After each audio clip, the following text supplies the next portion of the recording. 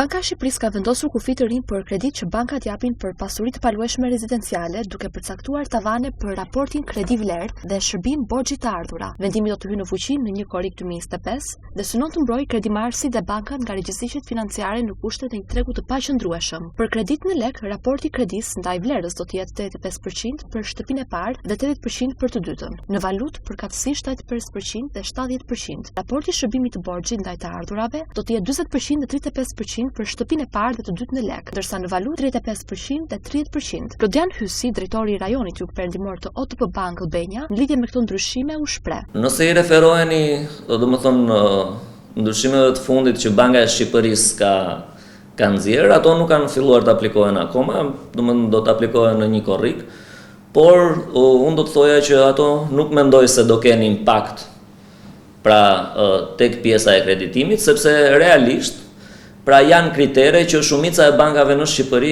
ato kritere zbaton. Bëhet fjalë vetëm për disa banka që pra në kohët e fundit pra kanë shkuar në financimin 100% të blerjes së shtëpisë, gjë e cila ato banka do t'i penalizoj, mendoj që do ta uli pak pra atë oreksin e riskut që ato kanë shtuar në këtë periudhë. Dhe kjo është edhe për të mirën e klientëve, pra për mos t'i ngarkuar me detyrime, por nga ana tjetër edhe për të mirën e bankës për të qenë më të kujdesshme. Siç e thash dhe më parë, unë nuk mendoj se do të ndikoj. Është një kriter i cili është në bankat kryesore, pra në 5 bankat kryesore, zbatojnë të njëjtin kriter, të cilën Banka e Shqipërisë po e imponon ose po e vendos në rregullore. Pra rregulloret e bankave janë pothuajse të njëjta me këto kritere që Banka e Shqipërisë po do të implementojë në 1 korrik.